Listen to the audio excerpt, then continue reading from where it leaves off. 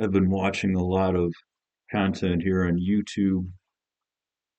I think the common phrase would be Christian apologetics, and often the responses there too from the other side or another side.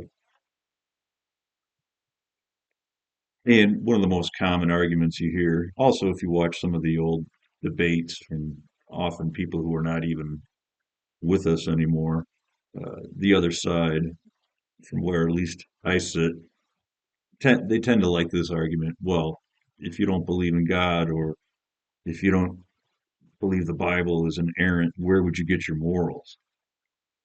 And I remember growing up having a vague sense that that was right. I went through the mainline Methodist confirmation program. That was probably 1 year in junior high. I forget. At the end, I guess we answered some questions from the minister, and we were considered confirmed. And most of those kids never came back to the church.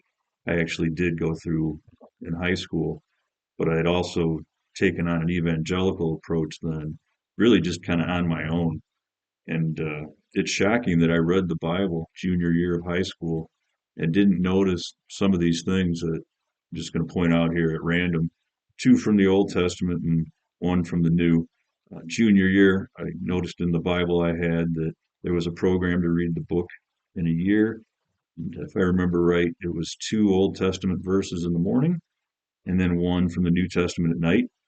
And if you do it that way, I guess it isn't that surprising that I didn't compare Mark to Matthew, both of them to Luke, or the three to John. But, then you get an English literature degree slash rhetoric, and you go on to get a master's degree with some teaching experience. And, you know, continue to read a lot of humanities, whether it would be history or philosophy, and took a pretty deep dive into the Bible again, and ended up with a far different take than I had in high school. I certainly don't remember this first verse in high school. I remember people talking about Sodom and Gomorrah as one of the great moral lessons, and that the towns were so wicked that God had to destroy them. And somehow Sarah ends up punished. She's turned into a pillar of salt because she turns back to look at the destruction. Well, check out what Lot did.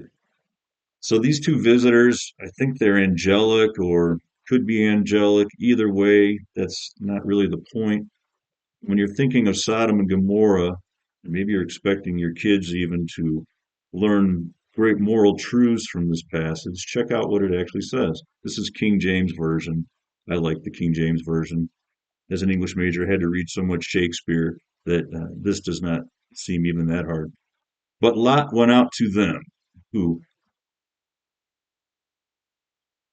there's a crowd of people, men, who want these visitors released to them so that they can basically have forcible relations with them. And of course, Lot knows that hospitality is extremely important. So here are the ethics of this passage. But Lot went out to them at the doorway and shut the door behind him, said, "Please, my brothers, do not act wickedly. Now behold, I have two daughters who have not had relations with man. Please let me bring them out to you, and do to them whatever you like. Only do nothing to these men, inasmuch as they have come under the shelter of my roof." I can't imagine kids, junior high or younger, reading that and taking away anything other than Lot was willing to and did offer his daughters to an angry mob who had nefarious intent. That doesn't sound like a protective father. Sounds like a visit from Child Protective Services. That's something I don't know how I had read that. I would have had to read it at least once if I read the whole Bible, because I was so diligent back then. If I was in a program to do 100 push-ups in the morning, I didn't do 99. And if I'm going to read the Bible, I'm going to read the Bible. But there's a difference between reading it and paying attention to what you're reading, obviously. All right, so where would you get your morality? That's Genesis. Look at that. just chapter 19. And we've skipped over a lot of things I've seen handled really well uh, by Skepticus, Adam of Nola. I kept thinking his name was yeah, like Avnola, but no, he's from Nolens, Louisiana. Not that he pronounces it that way. Not that anybody does. All right. So, okay, that's Genesis. It's a long time ago. I'm not a theologian. I don't know the morality behind the story. I just know that God is powerful, and if He told Sarah not to look back at the total destruction of Sodom and Gomorrah, then I guess she deserved to be turned into a pillar of salt. I'm not going to sing from a song I heard based on that. Anyway, it is kind of a WTF moment, though. All right, when Genesis starts out like that, what are the other books in the first five? Genesis, Exodus, Leviticus. That one's just full of barbarism. I think this next one is Deuteronomy. Yeah. All right, so purity culture in the Stoning Age. So Deuteronomy 22, 20, and 21. But if this charge is true that the girl was not found a virgin, then they shall bring out the girl to the doorway of her father's house, and the men of her city shall stone her to death, because she has committed an act of folly in Israel by playing the harlot in her father's house. Thus you shall purge the evil from among you. Now, when people online, I think, often rightly worry about Sharia law, that's what this is. If you find out, if you're a man and you find out that your bride is not a virgin on your wedding night, this is what the good book, apparently Yahweh, commandeth. I guess there's no reason to read it twice. And if I had kids or were fostering kids, I don't think I'd want them to read it once. Not until a lot of these people worry so much about movies having, racy content. But this kind of content, I wouldn't want a kid to know about this unless they've already read some other things and, maybe they know about the Holocaust and World War II. Okay, you're at least, what, 14, maybe even 18 years old before you start reading this critically. I read it when I was 16 and clearly didn't read it critically. How could I have read that and thought, no, that's interesting. I don't think we would do that anymore today. You know, wild. All right, so it is. I'm not going to try to pronounce the first five books of the Bible. A lot of you know how to pronounce it. I can't do that sound that you find in Semitic languages. And by the way, it's not Mehmed, it's Mehmed, or Med, but Pentateuch. But that's a long time ago, and it really was written for Israelis, Hebrews. Surely, if you're going to switch to the New Testament, which is really what matters uh, to most Christians, you can find many examples of Jesus delivering a much more refined and loving ethic. Luke 14:26, if any man come to me and hate not his father and mother and wife and children and brethren and sisters, yea, and his own life also, he cannot be my disciple. Wow. Maybe some of you have already heard, I did not come in peace, but with a sword. But you know, these verses are not isolated. And if I were more like some of these really entertaining YouTubers like Vice Rhino, or again, Skepticus, in my view, I could see coming up with some very comical content. But I don't know. This stuff to me is kind of shocking, and I'm disappointed that when I was 16 or so, my goal was just to say I had read the Bible from cover to cover. But while I was doing that, I wasn't thinking about anything. Reading four Gospels and just taking everything as if it actually happened in this way. Okay, but it didn't happen the same way among the four Gospels. Luke and Matthew have two completely different birth narratives, and Mark and John have none. John implies that there was no birth, that the Word became flesh and dwelt among us. But then people want to hang on to the eyewitness idea. Well, then how would John have witnessed the Word from the beginning, let alone the Word becoming flesh?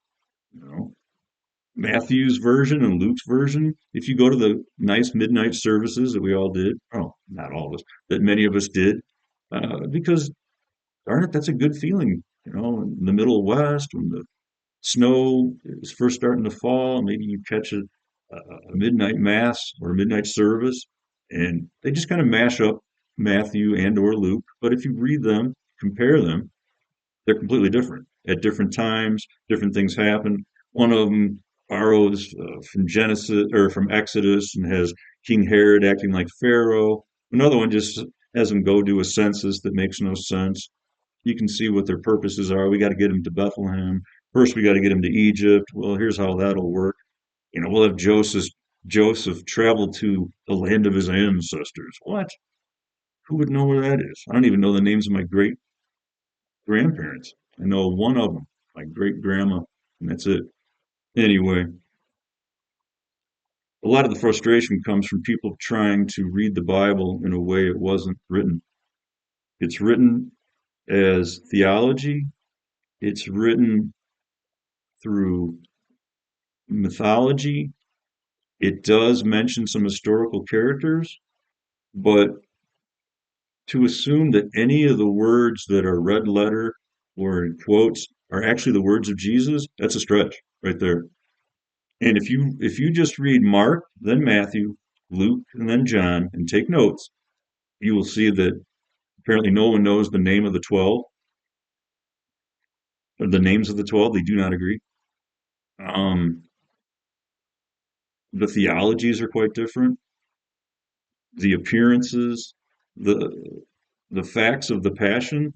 So when that movie, The Passion of the Christ, was made, the director had to do a mashup, and obviously, if you've seen his filmography before that, he's going to take the most bloody and suffering version he can find, and he's going to and wow, if we use this gospel, it makes it look like it was not even something that Pilate wanted to do. I wonder whose fault it was. You know, you can do a lot with this, but what you can't do with the four gospels is to harmonize them.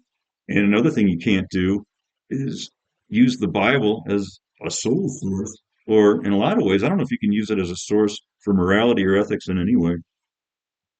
If you think about it, the only ethics of modern day evangelical Christianity, it has nothing to do with following the teachings of Jesus.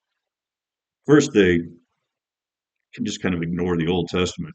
But it's about worshiping Jesus in an emotional way on Sunday morning and maybe other nights, but with a praise band and with a lot of noise and with a lot of simple phrases that you repeat as a mantra. If it's in the Bible, it's got a magic glow to it, and it is true. And they approach the U.S. Constitution that way. That's why the representative of my District 5 here in Colorado would often get on Twitter and say, your daily reminder that separation of church and state does not appear in the Constitution.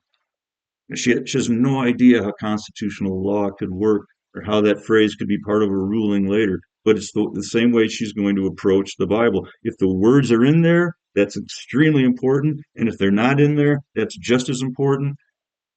Now, we've just taken a couple of verses from the Old Testament and found some just hideous treatment of young girls. A father offering his girls. Oh, and yeah, Adam of Nola. I think later on he's talking about how later those girls that Lot offered to the mob realize that they're getting old and there are no men out there. So one by one, they get Lot drunk and get with him in order to conceive. Yeah, I would. I think your kids have to be at least high school, maybe college age before they even attempt the book of Genesis. Anyway, where would you get your morals? Hopefully anywhere else.